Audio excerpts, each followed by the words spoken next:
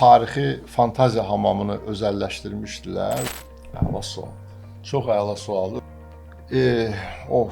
Çox önəmlidir. Cəmi cümlətanı bir dənə Zaporojets marka maşın almağa gücümüz çatdı. Ukrayna yerdə qalan keçmiş 14 Sovet Respublikası üçün savaşır həm də. Biz Didgori savaşını nə qədər yaxşı bilirik. Hər vaxtınız xeyir, çox dəyərli bizi izləyənlər, xoş gördük sizi Dəstxətdə.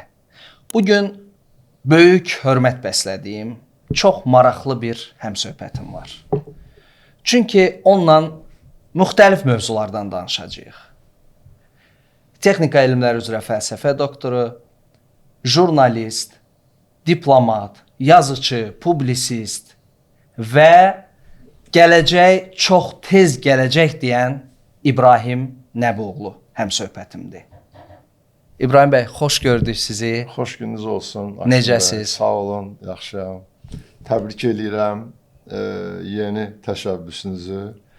Yəni jurnalistika, yazmaq, kitab, dəftərdən nə qədər qaçsan da yenə də özünə tərəf çəkir və siz mənə keçən dəfə mənim Bakıya gəlişimdə deyəndə ki, belə bir şey var. Mən də dedim ki, biraz bərabər güclərimizi birləşdirək, əlimizdən nə gəlirsə dəstək verək ki, siz də mənim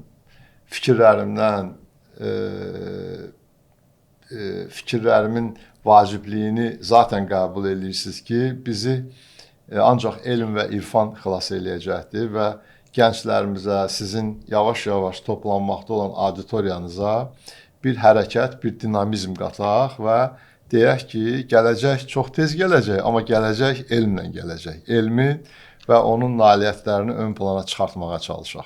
Mən bilirəm, amma bizi izləyənlər, bilməyənlər üçün deyim ki, siz daimi olaraq İstanbulda yaşayırsınız. Bəli. Özünüz dediniz ki, Bakıya gələndə və arada gəlirsiniz Bakıya. Çox düzgün dediniz, gələcək elmlə gələcək və çox sürətli də gedir. Amma mən sizi təqdim edəndə dedim ki, riyaziyyatçı, diplomat, jurnalist, yazıcı, publisist və s. İbrahim Nəbioğlu özünü bunlardan hansı hiss edir və ya bizim kimi nəsillər sizi əsasən jurnalistikada tanıdıq. Sizi jurnalistikaya gətirən nə oldu? Axı riyaziyyatçısınız. Çox belə qarışıqdır.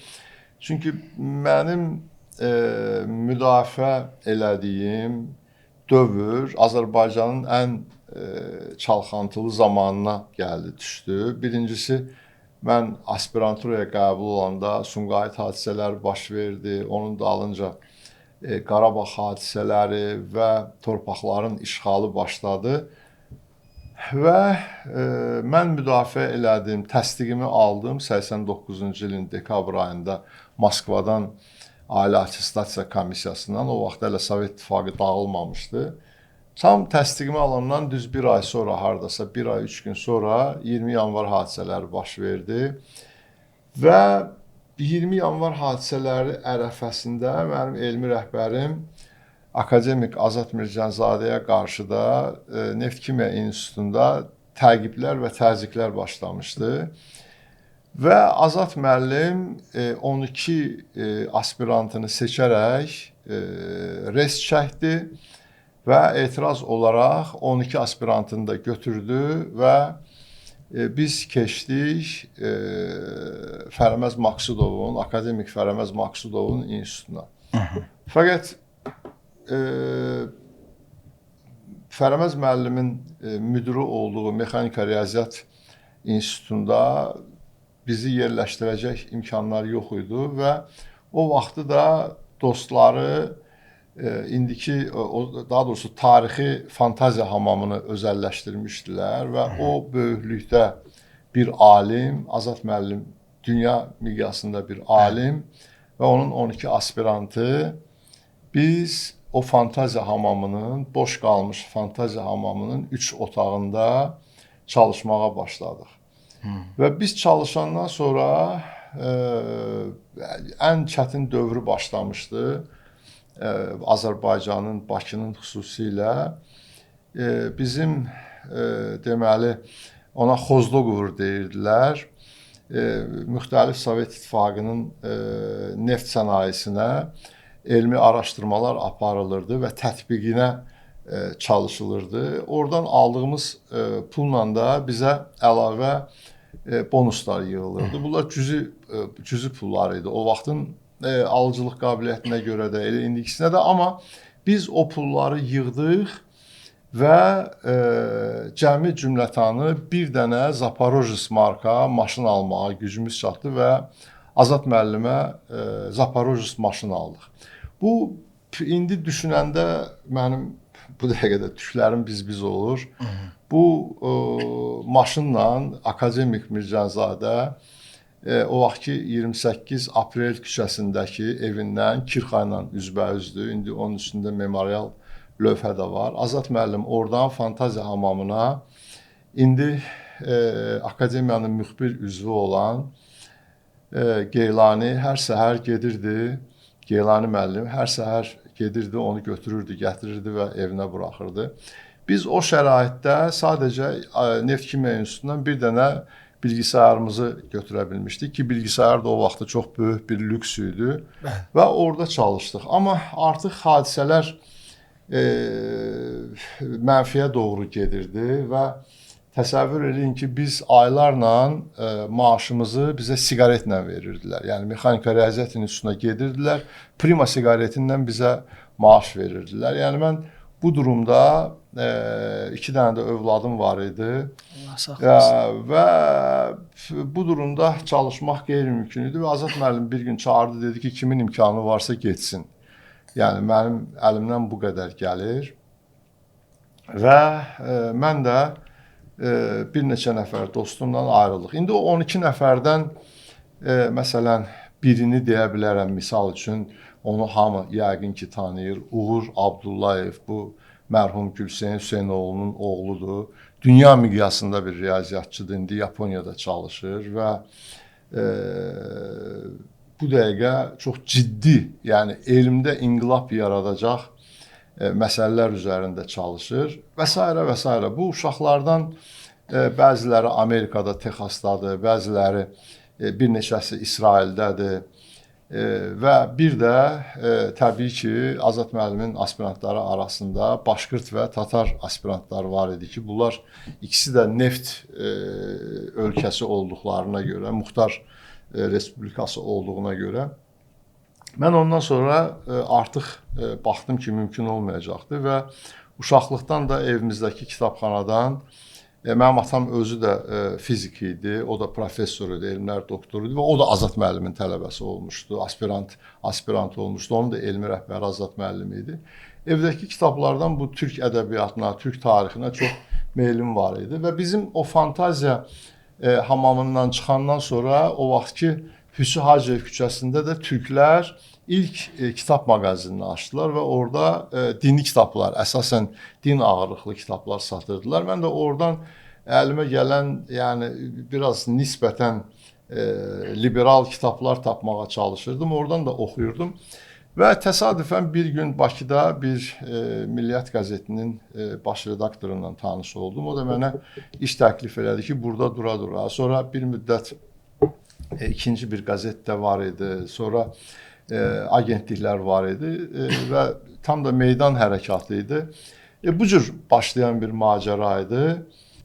Amma təbii ki, həyatımda çox böyük bir dönüşə səbəb olan ikinci məsələ Heydər Əliyevin Naxçıvana qayıtması ilə oldu. Vaqif Cəfər Sadıqlı adında Azərbaycanın Mülki Aviasiya İdarəsinin rəisi var idi. Yanılmıramsa o həm də Heydər Əliyev, mərhum Heydər Əliyev həm də Politbüro üzvü olanda onun pilotlarından biri idi və mən də bir dostuma, bir türk dostuma bilet almaq üçün Moskvaya bilet axtardı, tapa bilmirdim. Nəsə Vaqif mənə dedi ki, gəl bərabər sabah Naxçıvana yeni bir zolağın açılışıdır. Heydər Əliyev. Neçənci illər idi İbrahim bəy? Bu 91-ci ildir. 91-ci ilin axırı idi və biz uçduq Naxçıvana. Orada Heydər Əliyev məni ilk dəfə gördü. Mən çünki Heydər Əliyevlə o vaxta qədər heç bir təmasım olmamışdı. Biz o təyyarə ilə geri qayıtmalı idik. Və Heydər Əliyevin otağında biz xeyli söhbət elədik. Bütün Naxçıvan Ali Məclisində. Yox, hə, Naxçıvan Ali Məclisində, amma Heydər Əliyevin kabinetində. Bəli. Və orada balaca bir zolaq açılışı müddətindən bir yemək təşkil olundu, günorta yeməyi. Çünki qayıtmalıydıq. Günorta yeməyində də çox az miqdarda insan vardı. Yəni hər adamı qoymadılar, o vaxtı qoymamışdılar. Və Heydər Əliyev də maraqdan soruşdu ki, bu kimdir? Bəs mən də özümü təqdim elədim. Dedi, sən dedi, qal dedi burada dedi. Biraz dedi, buralarda ol. Görək sən nə bilirsən, nə edə bilərsən. Və mən də Türkiyə ilə əlaqələrimə görə, artıq başlayan əlaqələrimə görə Naxçıvan çox ciddi bir problemlərlə qarşı-qarşıdaydı. Bəli, ağır dövrüydü. Bəli. Və o vaxtı mənim də Türkiyədəki dostlarıma, bunu ilk dəfə deyirəm, heç arada da bunu yazmamışam, indi nədənsə siz soruşdunuz deyən deyirəm. Və elə oldu ki, biz Naxçıvandan, yəni mən orada cüzi də olsa rol oynadım. Təbii ki, Heydər Əliyev bunları qəbul elədi və bəyəndi və biz Naxçıvana hardasa 700 tıra yaxın deməli kartof, soğan və müxtəlif qablaşdırılmış düyü, mərcimək kimi qida məhsulları gətirdik. Amma sonra təbii ki, Heydər Əliyev ona məxsus karizmasından, gücündən istifadə eləyərək çox qısa bir müddətdə bilirsiniz ki, o Ümid Körpüsü məsələsi ortalığa qoyuldu. Sonra ilk bilirsiniz, sizin yadınızdadır yoxsa yox, ilk müvəqqəti bir körpü açılmışdı, sonra əsas körpünün inşaatına keçirildi. Və mən bir 10 günə yaxın qalandan sonra Bakıya qayıtdım və o açılışa məni də akreditə elədilər. Düzdür, akreditasiya yox idi və biz Naxçıvanda o körpünün açılışında Süleyman Dəmirəl, Tansu Çillər,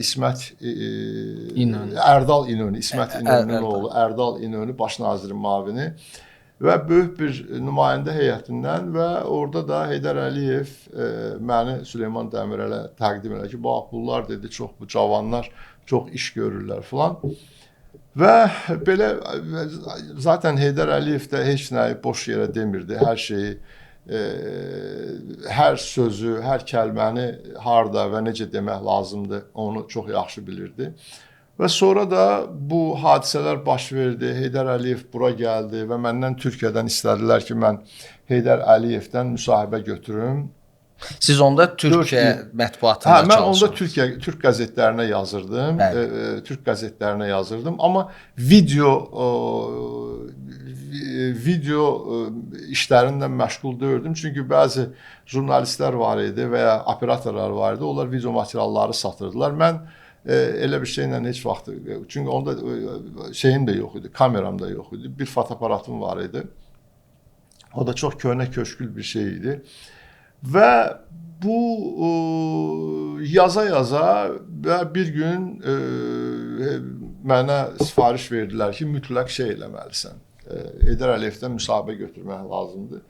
Mən də o müsahibəni aldım və bir neçə qəzet onu hətta manşetdən verdi Türkiyədə ki, Heydər Əliyev də orada Heydər Əliyev üçün olan çox ağırlı bir məsələ var idi ki, ona bədxahlar həm xaricdə, həm daxildə ki, onu politbüro üzvlüyündən atıblar. Və Heydər Əliyev hər vəclə bunu dilə gətirəndə deyirdi ki, mən özüm istefa vermişəm politbüro üzvlüyündən. Bizim də məqsədimiz qərbə doğru istiqamət almaqdır, Türkiyə ilə strateji əməkdaşlığa doğru getmək lazımdır.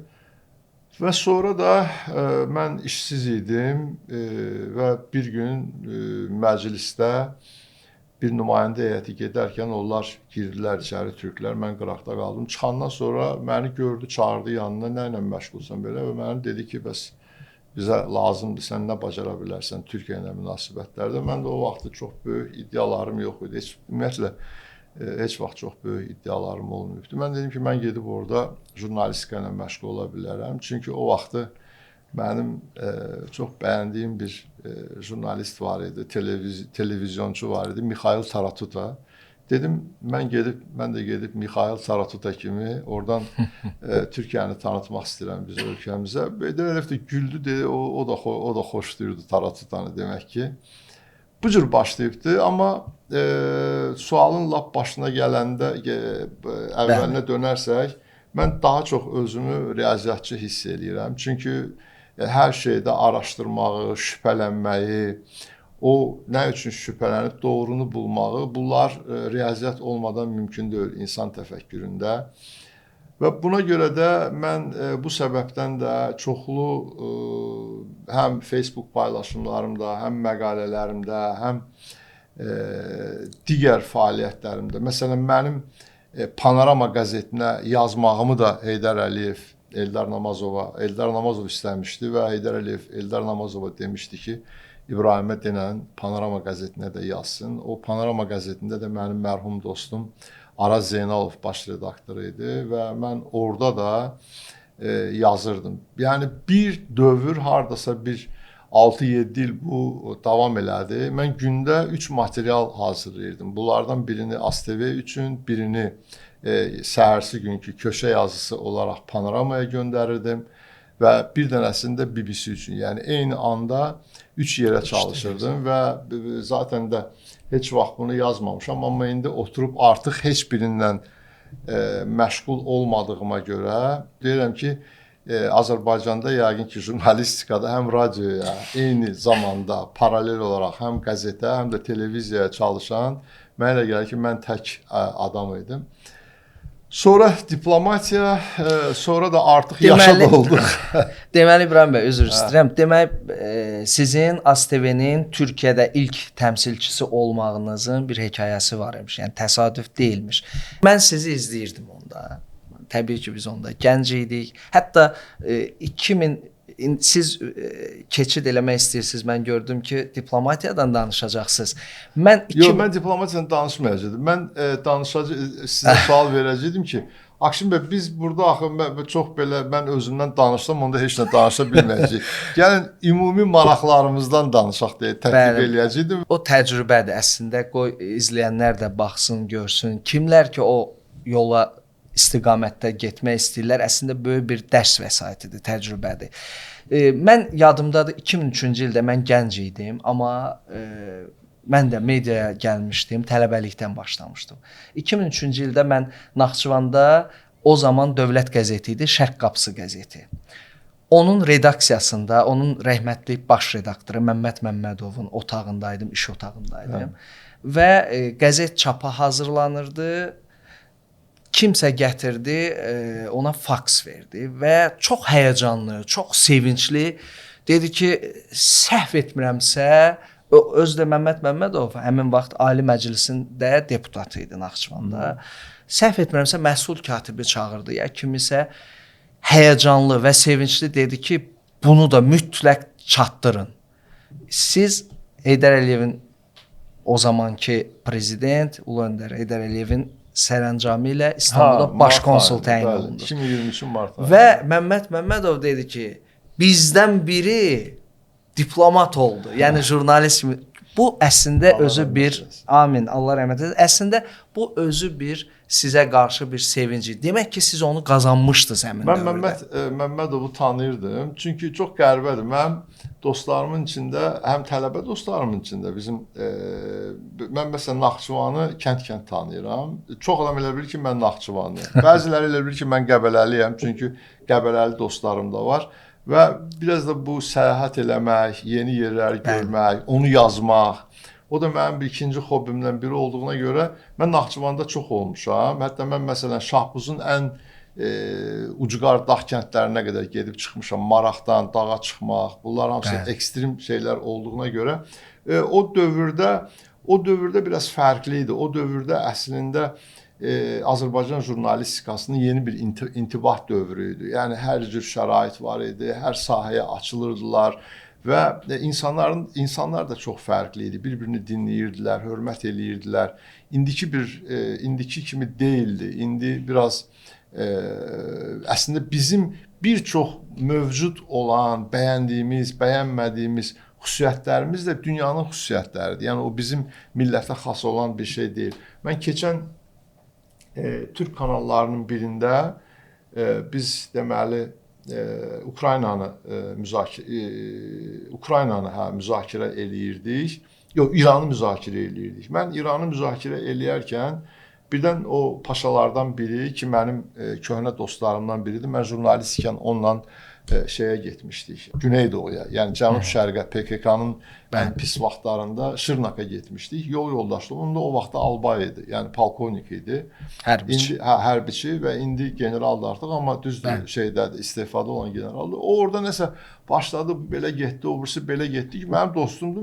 Mən də onun sözünü kəsdim, dedim, axı elə deyil axı. Yəni burada bu cür deyil. Sən əgər güclü olmasan, heç kim sənin qabağında əyilməyəcəkdir. Dedi ki, bəs güclü olmaq üçün nə etmək lazımdır? Mən də zaten bu bildiyim bir şey, daha doğrusu düşüncəmdə var idi. İlk dəfə özü də canlı bir efirdən biraz çox riskli bir cümlə idi, amma onu dedim. Dedim ki, bütün bu coğrafiyada ədalətin bərqərar olması üçün türklərin atom bombası olması lazımdır. Deyəndə bunlar dedilər, qız aparıcı, moderator 80-dir ki, sən nə danışırsan? Deyirəm, hə, çünki dedi, niyə onda? O paşa əl çəkmədi.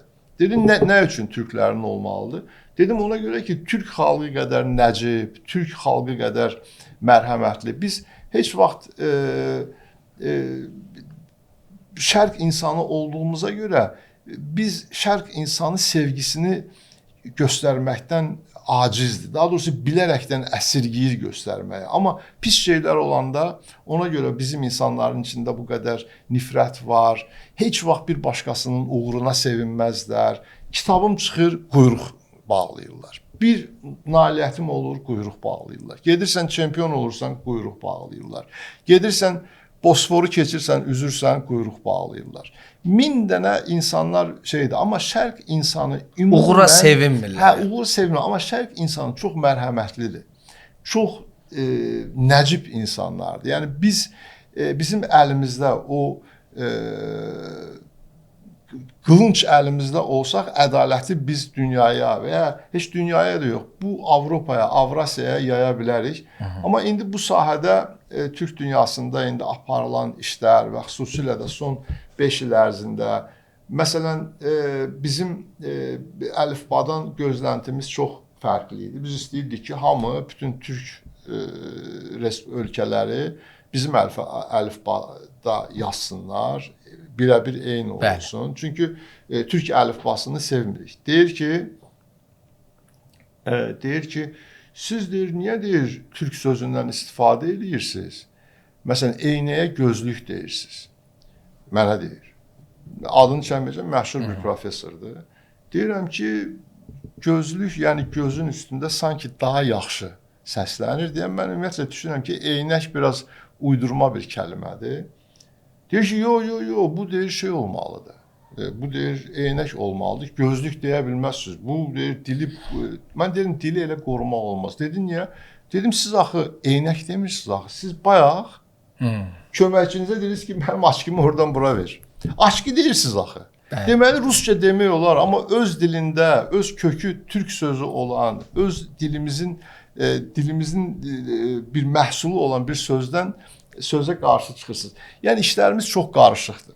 Bu kitab məsələsində də elədir. Mən bunu artıq çapdan çıxıb da. Çapdan çıxıb bircə dənədir. Bəli, birinci kitabınız gələcək, çox tez gələcək. Daha doğrusu birinci kitabınız yox. Kitab Bakıda təqdim etdiyiniz kitablarından birinə çox minnətdaram ki, mənə də təqdim eləyibsiz, yazıbsınız. Yəni bu çox maraqlı idi. Amma düşünürəm ki, ikinci kitab bundan da maraqlı olacaq. Çünki siz burada həqiqətən məsələ nədir? İbrahim Nəboğlu və yaxud da İbrahim Nəboğlu kimi düşünənlər bugün çox düzgün o nəbzi tuta biliblər ki, gələcək çox tez gələcək. Sürətlə gedir. Zaman əvvəlki zamanlarla müqayisədə həddindən artıq sürətlə gedir. Texnologiya, elm sürətlə inkişaf edir, dərinləşir və dünya tamamilə yeni bir istiqamətə gedir. Bax, indi gördüyüm kitabda burada məsəl üçün Alfa İbrahim Nəboğlu, indi o nüsxəyə baxıram, orada Beta İbrahim və çox maraqlıdır. İbrahim bəy, mən o kitaba da baxdım, oxumaq və unutmaq, hətta orada yəqin ki, o da təsadüf deyil, unutmağın üstü pozulub. İstəyərdim bu barədə biraz danışasınız kitablar. Biz əslində mənim kitablarım mən özümü bayaq da dedim, indi də deyirəm, özümü bir çox yazıçılar da rahat olsunlar. Yəni mən özümü bir yazıçı kimi görmürəm, heç kimin də sahəsinə girmirəm və ya sahəsinə girsəm də bilirəm ki, futbol çox gözəl oyundur da. Futbolda belə də topu əlinə aldın, cəza verəcəkdilər. 11 metrə daxilində penaltı verəcəkdi, qıraqda tutsan cərimə verəcəkdi, cərimə vuruşu verəcəkdi. Mən heç kimin sahəsinə girmirəm və girsəm də ortada topu əlimə almıram. Mən sadəcə mənim missiyam maarifçilikdir və bir də mənim ən yaralı yerim bilirsiniz ki, illərdir Azərbaycan dilində təhsil məsələsidir. Məni Dostoyevskiyə qarşı çıxan kimi qələmə verirlər. Ay nə bilim Tolstoya qarşı çıxan kimi verirlər. Mən də çıxdım, hətta bunu Türk televiziyasında da demişəm də. Yəni hamı deyəndə ki, Dostoyevski nədir, Karamazov qardaşlarını deyir, cinayət və nəsə bütün o bildiyimiz və bilmədiyimiz romanların adını sıralayırlar ki, bir dənə də müsbət qəhrəmanı yoxdur ha. Ya anasını boğur öldürür, ya atasını vurur balta ilə başını kəsir. Tamamilə başdan ayağa bu belə bir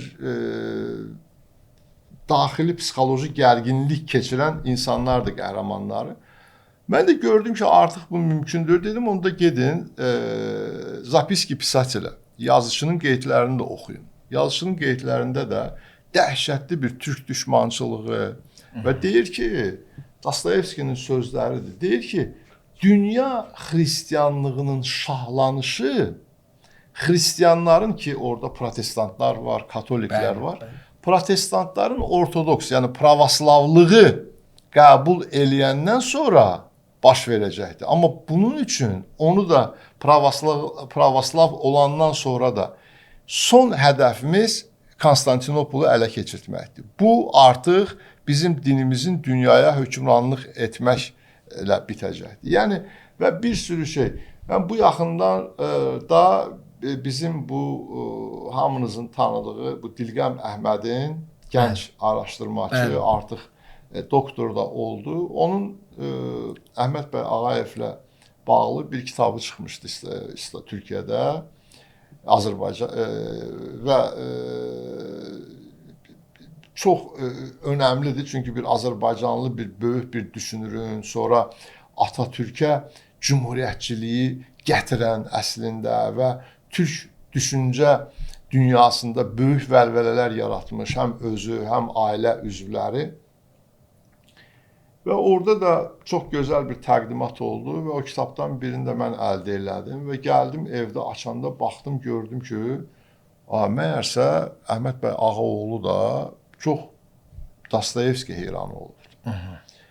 Amma indi bunu araşdırmaq lazımdır da. Nə üçün Əhməd bəy Ağaoğlu bu qədər türkçü, bu qədər deməli istiqlalçı, cümhuriyyətçi və bu qədər aydın bir adam bu Rus yazıçısına belə bir görünməmiş bir sevgi ilə yanaşması. Mən onun haqqında bir hardasa bir 10 səhifəlik bir material yığmışam və hətta yazmışamsa, indi biraz bəzi yerlərini çalışıram, sağını solunu düzəldim. Onu yəqin ki, dərc eləyəcəm o yazını da. Yəni biz insanlarımızı başqa cür, məsələn, insanlarımız deyəndə bizim jenerasyonda, bizim nəsildəki insanları nəzərdə tutmuram, gəncləri nəzərdə tuturam. Bax, məsələn, indi sizin masanızın üstündə də alqoritmlərin sirri. Bəli. Və biz bunu indi bunun da deməli elmi redaktorusunuz. Mən həm onun ideya müəllifi, həm də giriş sözünü də mən yazmışam bu kitaba. Və bunu Adil Əliyevlə, tərcüməçi ilə bərabər işləmişik və indi kitabın ilk nəşri çıxdı və ilk dəfə Azərbaycan kitabçılıq tarixində bir dərslik ən çox satanlar siyahısına düşdü bir ay. Çünki adətən Azərbaycanda ya fal kitabları, nə bilim, bu cür astroloji kitablar olur və ya detektiv kitabları. Çünki bir dərsliyi hələ kodlaşdırma haqqında, hələ dünya çapında bir alim, professor Thomas Cormen'in kitabını nə üçün biz bunu elədik? Biz bunu pandemiya dövründə elədik və biz düşündük ki, bizim rayonlarda çox istedadlı gənclərimiz var və onlar da kodlaşdırma öyrənmək istəyirlər. Amma bütün kod kitabları çoxsu ingilis dilindədir. Olan qalan biraz əl çatanlar da rus dilindədir. Amma rus dilində bilmirlər, ingilis dilində bilmirlər və düşündük ki, biz ilk növbədə bu bizim gənclərimizə belə bir köməklik eləmək lazımdır və mən ilk dəfə süni intellekt haqqında, yeni texnologiyalar haqqında o vaxtı Aynanın saytında Elçin Çıxlıya da bunu söylədim. Mənim dostumdur, gənclik dostumdur və Elçin də dedi ki, mütləq lazımdır və biz o vaxtı mən yazılarımın çoxsunu elə bu məqalələrdə o gördüyünüz kimi, çoxsu da o vaxtı yazılan məqalələrdir. Mən əsasən bu texnoloji və xüsusilə də kainatın dünən Urfan Məmmədliyə də söylədim bir söhbətimizdə ki, məsələn, hədislərdə bu iddia olunur ki, belə hədislərdə deyibdir bunu bizim həmkarımız Peyğəmbərimiz, ya onu şeydə deyibdir, amma bəzi mənbələr bunun hədislərdə olmadığını deyirlər, amma fikir o qədər dərinləndir ki, mən inanıram ki, elə bu cür ağıllı sözü də elə desə elə Məhəmməd Peyğəmbər deyə bilərdi. O deyir ki, mən məxluqatı ona görə yaratdım ki, bilinim. Yəni, Allahı tanımaq üçün mən insanları yaratdım. Yoxsa mən Allah olaraq bu kainatı yaratsaydım, orada insan olmasaydı, mənim gücümü, mənim qüdrətimi heç kim bilməzdi. Amma o biri tərəfdən də pozitiv elm də 20-ci əsrin ən böyük elmi popularizatoru ki, mənim də çox sevdiyim, mən də ondan həvəslənərək bu qədər gecə-gündüz oxuyuram, yazıram, tapıram, araşdırıram. Carl Sagansa deyir ki, bilmək inanmaqdan daha vacibdir. Yəni sən bilməsən, kör-körana inansan, o artıq yəni o qədər indi bu iki fikri yan-yana qoyanda sanki bir-birinə zid fikirlərdir. Amma əksinə isə elə deyil. İndi bayaq sizin o dediyiniz burada nə üçün unutmaq sözünü bu silinərək gedib. Bunun dizaynında da hamısı mənim öz fikirlərimdir. Alfası da, betası da. Orada məsələn ilk dəfə mən Einstein, Newton, Qaliley olan yerdə Azad müəllimin şəklini qoymuşam ki, Azad müəllimin də ən böyük heyran duyduğu alimlərdən birisi Albert Einstein idi. İndi bu kitabda da bu oxumaq və unutmaq, bu çox önəmli bir məsələdir ki, məsələn, Carl Gustav Jung bir pasiyentinə, cavan bir qadına onu müalicə eləyir. Gəlir, travmalarını danışır, o məşhur düzdür, Freud kimi kuşetkasız, amma oturur, danışır travmalarını və bu da bunu bu situasiyadan, o dərin böhrandan çıxartmaq üçün buna müxtəlif kitabların adlarını verirmiş Carl Gustav Jung. Və deyir, get filan kitabı oxu, ondan sonra o birisi kitabı oxu, bu birisi kitabı oxu. Qadın müəyyən bir müddət sonra tamamən müalicə olunur. Ailəsinə qovuşur, uşaqlarına qovuşur və çox mütəşəkkir olurlar və bir müddət ortalıqdan itir. Artıq normal həyatını sürür. Amma oxumağa da davam eləyirmiş bu arada. Çünki yeni bir həvəs yaradıbdır. Oxumaq, öyrənmək, üzərində düşünmək. 2-3 ildən sonra bir gün qapı döyülür və katibəsi deyir ki, bəs həmin o sizin xəstəniz gəlibdir. Və Jung çox həyəcanlandırır, qəbul eləyir. Deyir, nədir? Deyir, mən gəldim ki, mənim nə qədər mutlu olduğumu görəsiniz. Mən sizin sayənizdə həyata yenidən doğulmuşam. Jung da soruşur, nə ilə məşğulsan, nə edirsən? Deyir, hər şey yaxşıdır, amma deyir, mən deyir, bu kitab oxumağı daşına atmışam, oxumuram da. Deyir, nə üçün oxumursan?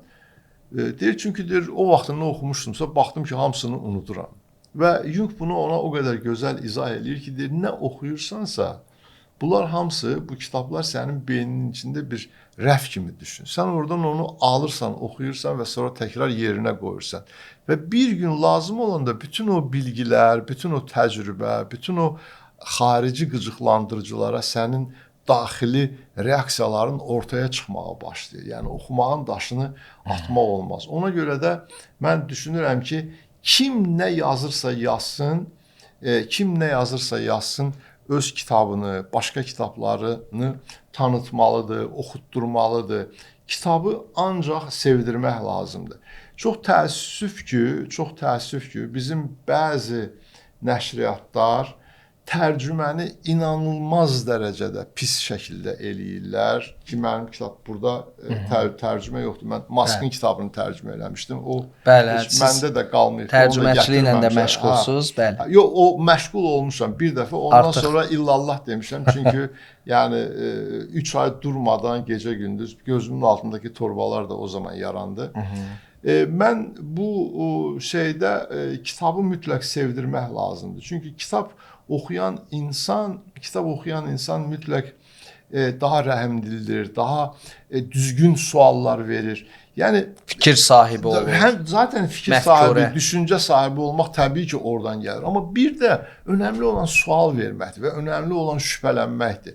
Mən məsələn bu ilk kitabımı da, özümün yəni üstündə çalışdığım aylarla kitabı da atama yox, Azad müəllimə ithaf elədim. Onu belə qısqandılar. Mən söhbət Azad müəllimdən getmir. İnsanın həyatdakı ən önəmli varlıq atasından, anasından sonra onun müəllimi gəlir. İbtidai sinif müəllimi gəlir.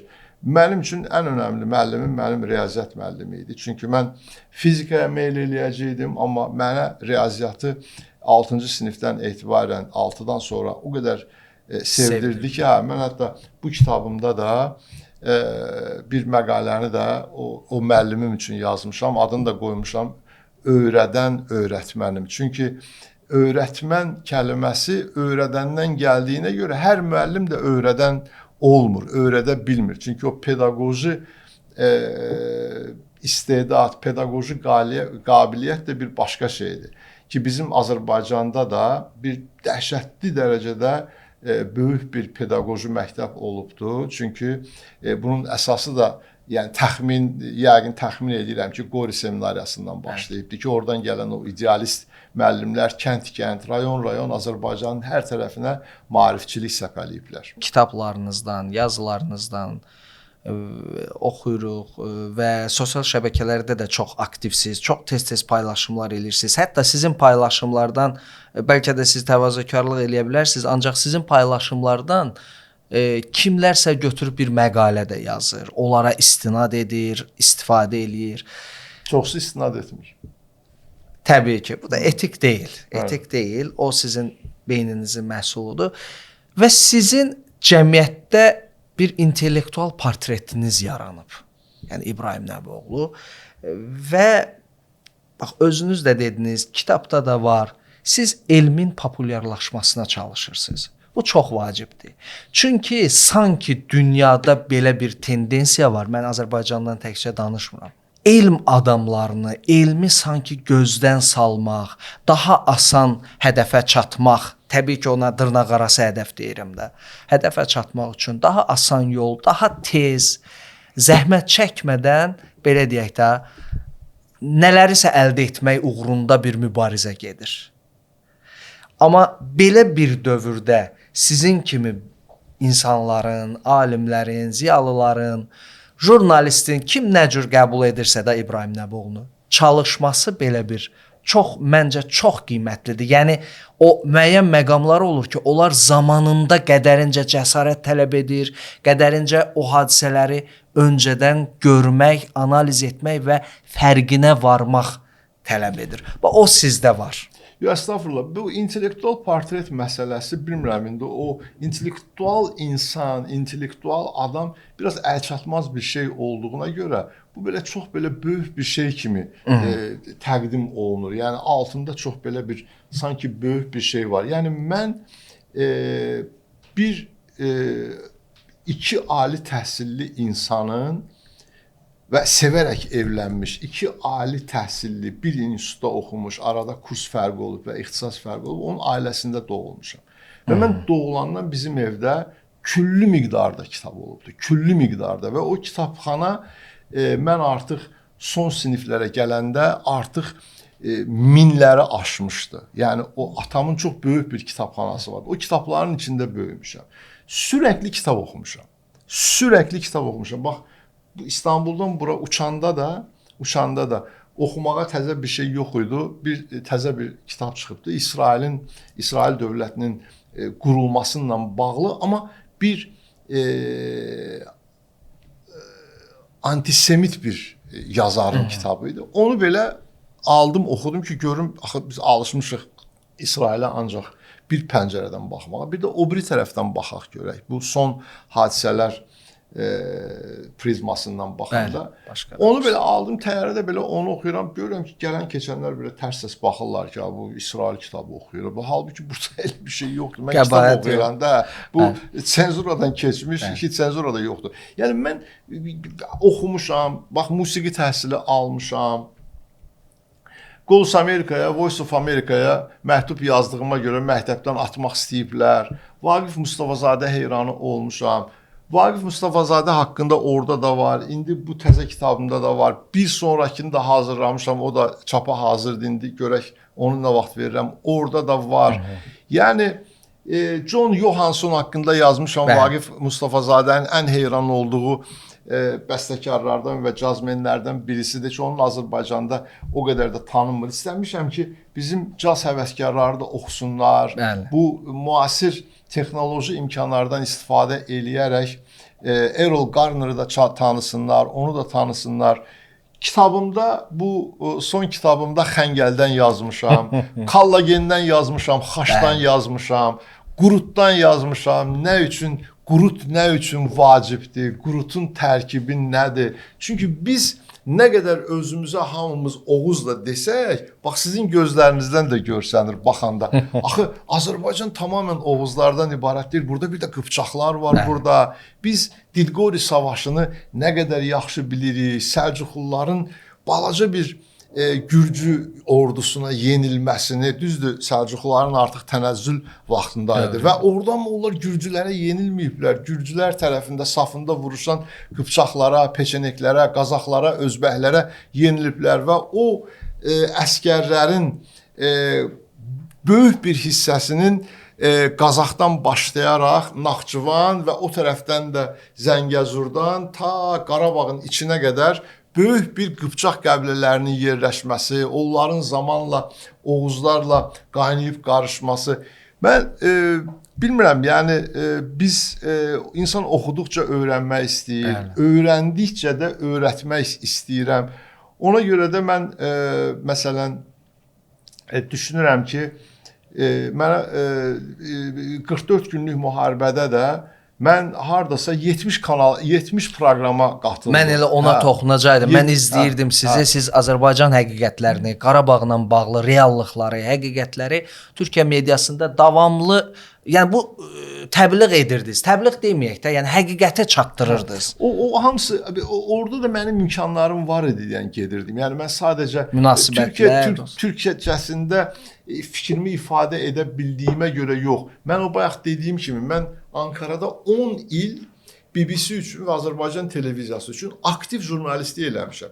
Mən o vaxtı ilk Genəlkurmay Başkanlığında baş qərargahlıqda akkreditasiya almış Azərbaycanlı qəzetəci idim. Yəni jurnalist idim. Və akkreditasiyam vardı və mən o vaxtı tanıdığım mayorlar, podpolkovniklər, polkovniklər, yəni yüzbaşılar, minbaşılar, albaylar, yarbaylar, onlar gəldilər, çoxusu böyük vəzifələrdə çalışdılar və mən müharibə dövründə burada olanlardan Azərbaycan ordusunun yetişdirilməsində, müharibə öncəsində bir sürü idealist əskərlər tanıyırdım, zabitlər, türk zabitləri tanıyıram. Onlar inanılmaz dərəcədə böyük bir işlər görüblər. Bizim xüsusi xidmət, xüsusi qüvvələrin hazırlanmasında. Mən Heydər Əliyevin Türkiyə səfərlərində onun hərbi akademiyalara, hərbi məktəblərə getməsini izləmişəm. Nə qədər önəm verdiyini görmüşəm. Televiziyaya baş konsul olanda, dövləti orada təmsil eləyərkən oradakı o gizli danışıqların, oradakı Azərbaycan-Türkiyə hərbi münasibətlərində nə qədər böyük işlər görüldüyündə və Azərbaycan dövlətinin nə dərəcədə hesablayaraq, ağılla addım-addım o tarixi zəfərə, tarixi qələbəyə hazırlaşdığını və addım-addım yaxınlaşdığını görmüşəm. Və ona görə də mən də öz əlimdə, içimdə belə bir şey var ki, bunu da çıxıb söyləməklə təbliğ eləmək lazımdır. Yunanların, Ermənistanın Türkiyəyə qarşı, Azərbaycana qarşı 44 günlük savaş zamanı nə qədər təxribata əl atdığını bunları açıb söyləmək lazımdır, hayqırmaq lazımdır.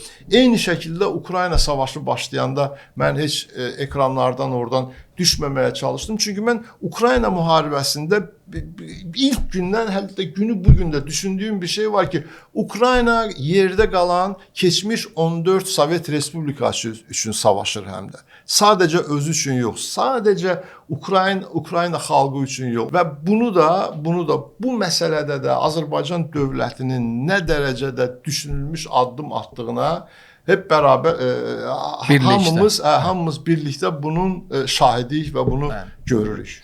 İbrahim bəy, müsahibələrinizin birində baxmışam. Deyirsiniz ki, daxilən yalnız adamsınız. Sizcə bu müdriklikdir?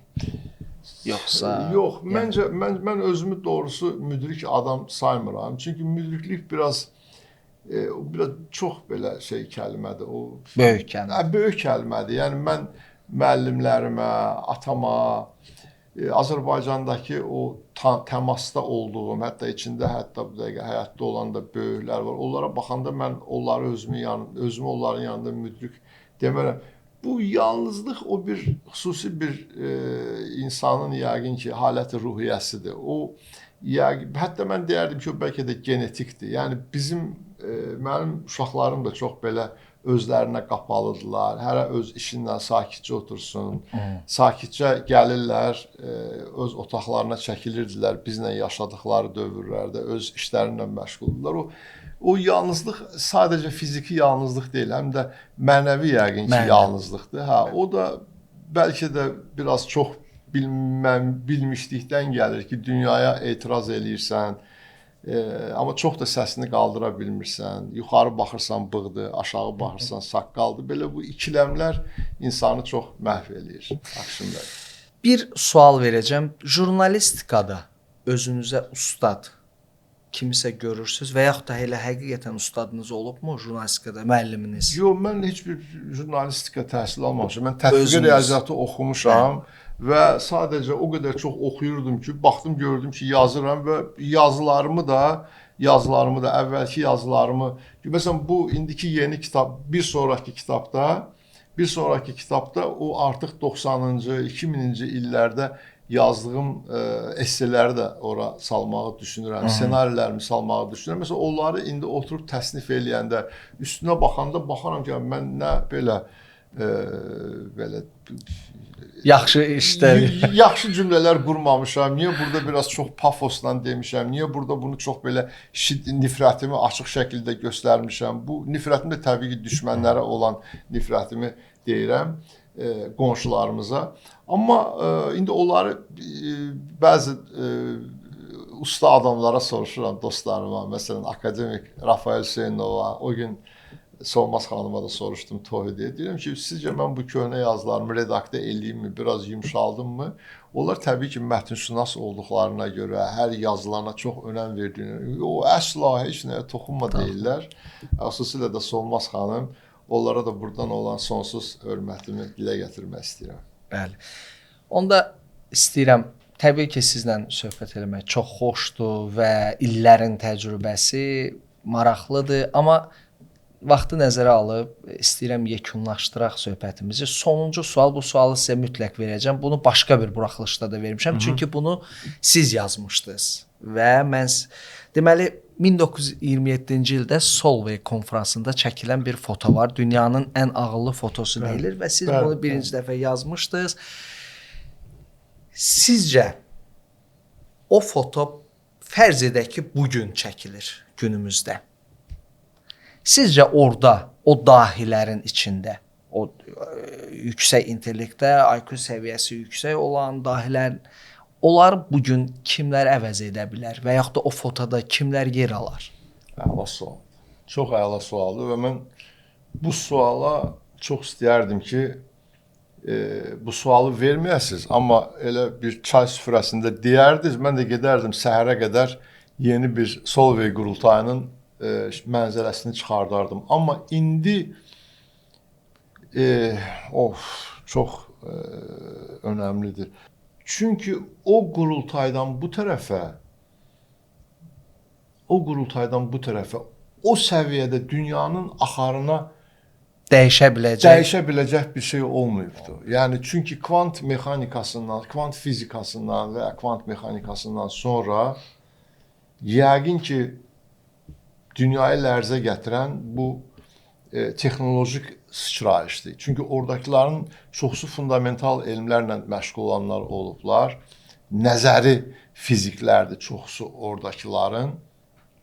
Məsələn, Y bərabərdir MC kvadratı belə Einstein özü çıxartmayıbdı. Yəni onu bir riyaziyyatçıdan xahiş edib, o çıxardıb gətirib. Yəni onlar daha çox, yəni əgər belə loru dildə desək, sadə bir dillə desək, Allahla əlləşibdilər. Yəni kainatın yaranmasıyla dəyişiblər və hələ də bir araşdırma aparın, görün Einstein Allaha inanırdımı, inanmırdımı sualına bir Allahın bəndəsi konkret cavab verə bilmir. Biri deyir, hə inanırdı, o biri deyir, inanmırdı. O onu təkzib eləyir, bu bunu təkzib eləyir.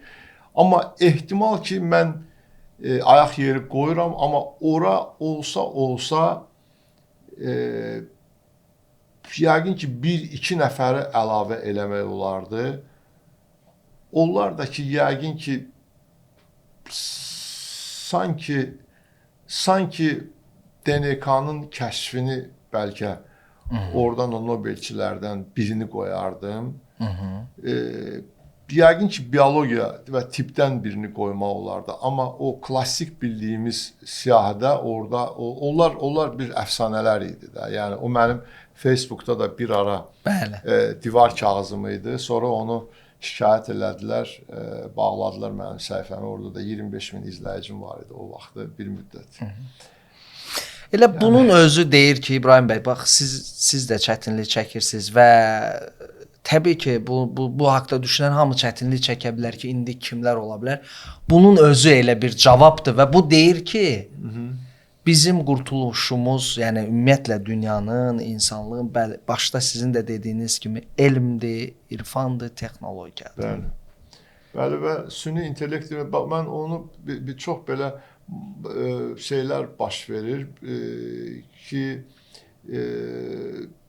bu son dövrdə bu tez-tez bu sözdən də yazılarımda da, söhbətlərdə də bu singulyarlıqdan danışıram. Yəni insan zəkasının bir üstünə keçə bilərmi? Mən bunu İrfanla söhbətdə də demişdim, burada da deyərdim çünki o məni çox belə lərzəyə gətiribdi o fikir. Bu gələcək, çox tez gələcək çıxanda Elnara Təhməzova Real TV-də mənə sual verdi ki, bizim həmkarımız. Sizin həmkarınız. Elnara mənə sual verdi, dedi ki, İbrahim bəy, bəs siz süni intellektə nə qədər özünüzü süni intellekt həkimə təslim eləyərsinizmi? Mən də belə həyəcanlandım, çünki çox elə bir sualdır ki, minlərlə insan bunu seyr eləyəcək. Dedim ki, indiki dövrdə yox. Amma məsələn elektrokardioqrammanı sən verə bilərsən. Bəli. Çünki o süni intellekt orada nə edəcəkdir? 1 saniyədə 30 milyon ki, indi bu yeni kompüterlərlə daha da yüksələcəkdir. 30 milyon 1 saniyənin içində datanı emal eləyir. Bəli. Araşdırır, üstündən keçir və oradan onun verəcəyi cavab da doğrudur. Amma sən çox ciddi bir xəstəlikdə ona müraciət eləsən, o sənə deyə bilər ki, get bu dərmanı iç və o da sənə daha fəsad törədər. Hətta nəinki fəsad, elə orada da qala bilərsən. Bəli. Və mən bunu düşündüm və bir şəkildə buna bir yaxşı bir cümlə qurmaq lazımdır da. Bunu necə demək olar və çox düşündüm və düşündüm ki, süni intellekt heç vaxt yaxşı bir həkimdən yaxşı ola bilməz. Çünki süni intellekt insandan fərqli olaraq ölümün nəfəsini bilmir. Ölümcül deyil çünki süni intellekt. O bir koddur, o bir yazılımdır. Ruhu yox. Yəni o ruh biraz bizim insanlar çox belə manipulə eləyirlər o ruh sözündən. Ona ruh deməkdir, o insan deyil. O orada bir canlı orqanizm deyil. Onun damarlarından qan axmır. Yəni o nəfəsi hiss etməyən insan ki, bilirik ki, ölüm zaten insanın nüvəsində, yaradılışın nüvəsində ölüm vardır. Yəni ölümsüz bir yaradılış mümkün deyil. Ona görə də bu süni intellektdə bu cür belə mən o vaxtı pandemiya vaxtında mən eləməyəcəm, peyvənd elətdirməyəcəm. Niyə abala, niyə elətdirmirsən? Yo, məni öldürmək istəyirlər. Abala, sən kimsən ki, səni öldürmək istəsinlər? Sən Elon Musksan, yoxsa sən nəsə bir ixtiraya imza atıbsan? Yəni, düzdür, çox fəsadları çıxdı peyvəndlərin. Təbii ki, elə də olmalı idi. 2 ilin ərzində bəşəriyyət tələb elədi. Çıxart və bunu eləyə bildilər.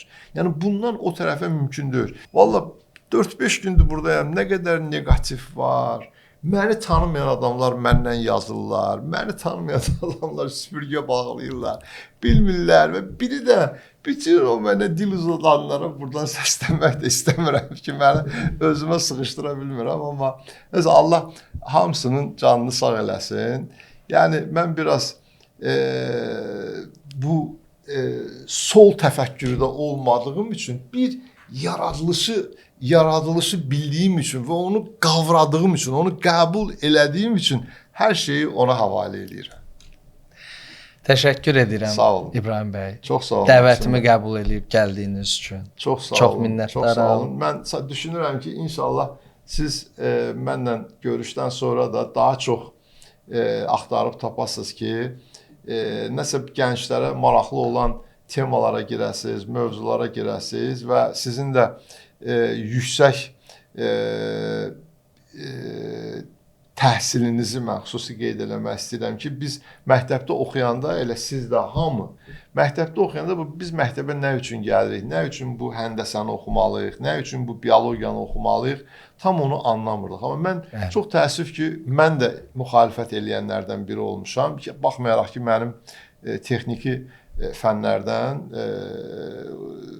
fənlərdən yaxşı oxumuşam. O da evdə atamın təkidinlə, atamın üstündə durmasıyla və biraz da onun zəhmindən çəkinərək. Amma sonra özümdə maraq yarandıqca amma indi görürəm ki, keşkə o vaxtı mən bunu anlasaydım ki, orta təhsil, məktəb təhsili nə qədər önəmlidir. Biz onu çox gec anlayırıq.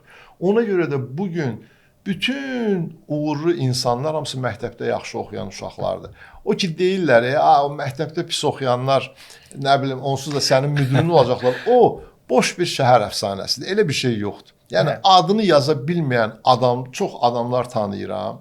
Yaxından da hətta tanıyıram. Adını yaza bilmirdi. Gəldilər, böyük adamlar oldular, amma 3 günün içində də sonra da silindilər, getdilər. Yəni çünki təhsil, ailə tərbiyəsi, böyüyə hörmət, öz anasını sevməyən adam heç bir qadına hörmət eləməz. Atasına hörmət qoymayan adam heç bir ağsaqqalına saymaz, hörmət eləməz. Və bir də çox önəmli bir mövzudur bu. Nəsə bu haqqda danışmaq. Bunu gələn dəfə, bir dəfə gələndə söz verirəm ki, bir də gələrəm, davam elətdirərəm. Çox sağ olun. Bir daha çox sağ olun. Elədiniz. İnşallah da ki, bu sözlərimdən heç bir mənfi, bir negativ şeylər tutmazlar. Çünki öz təcrübəmi bölüşdüm, bildiklərimi və düşüncələrimi bölüşdüm. Hamıya da bizi izləyənlərə, izləyəcək olanlara indidən təşəkkür edirəm. Minnətdaram. Çox sağ olun. Belə, çox dəyərli bizi izləyənlər, növbəti bir dəst xəttin sonuna gəldik, çatdıq. Görüşənədək sağ olun, salamat qalın.